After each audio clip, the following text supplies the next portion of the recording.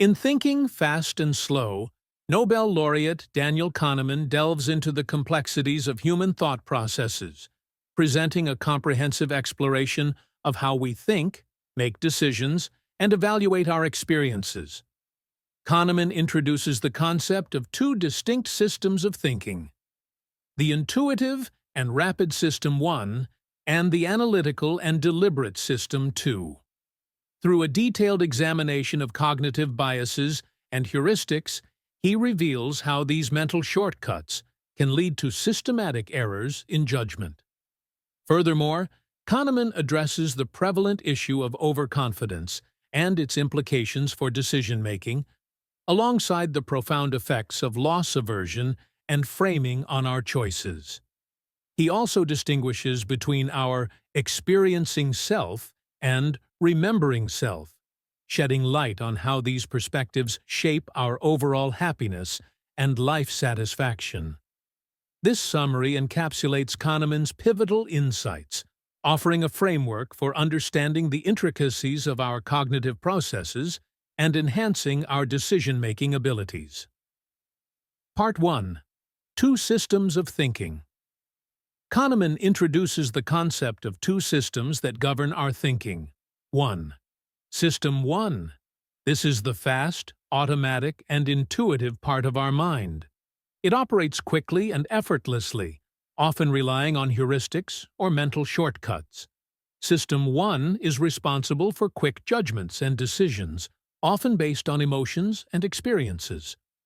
For example, when you see a snake, your immediate reaction is to feel fear and react without thinking. Second System 2. In contrast, System 2 is slow, deliberate, and analytical.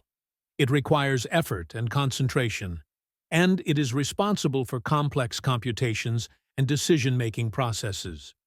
When faced with a challenging math problem or a difficult decision, System 2 kicks in to evaluate the situation carefully. Kahneman emphasizes that while both systems play crucial roles in our thinking, they often interact in ways that can lead to cognitive biases and errors in judgment. Part 2. Heuristics and Biases.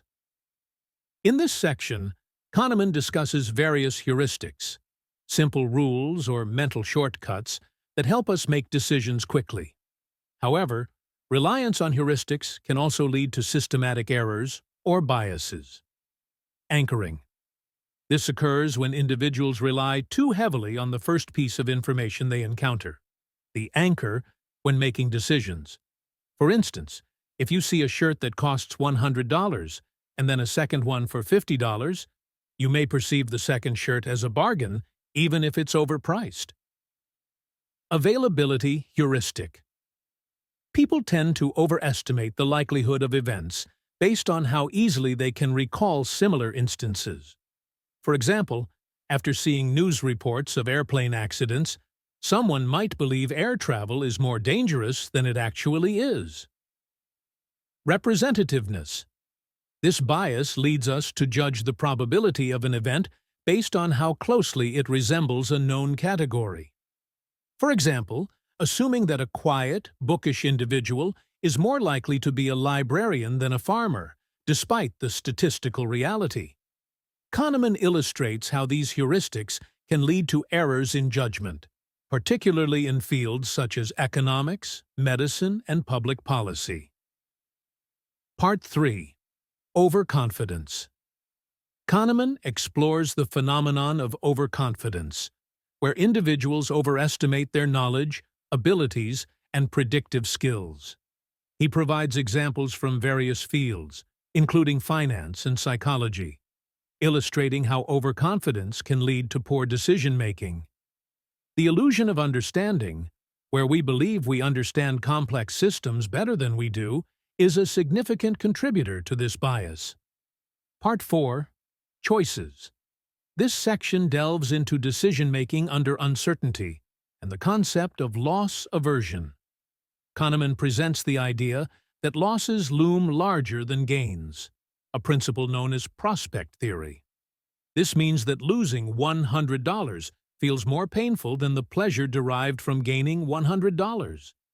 This aversion to loss can heavily influence our decisions, often leading us to avoid risks even when potential gains are significant.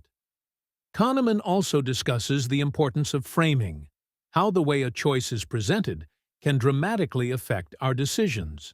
For example, people are more likely to opt for a surgery with a 90% survival rate than one with a 10% mortality rate, even though both statements convey the same information. Part 5. Two Selves.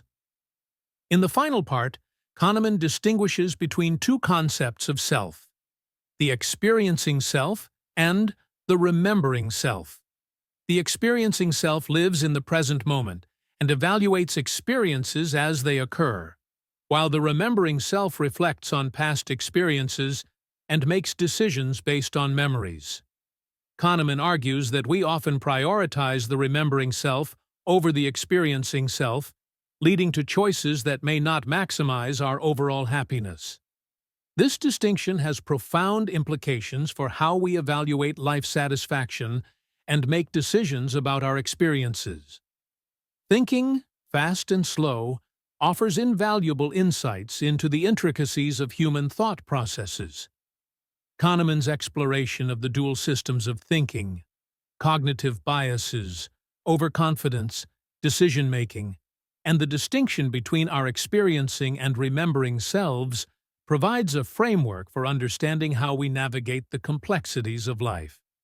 By recognizing the influences of these systems and biases, we can strive to make better decisions, enhance our critical thinking skills, and ultimately live more fulfilling lives.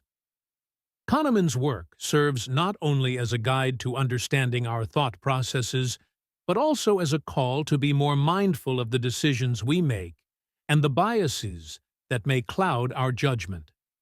In a world filled with information and choices, this understanding is crucial for navigating the complexities of modern life.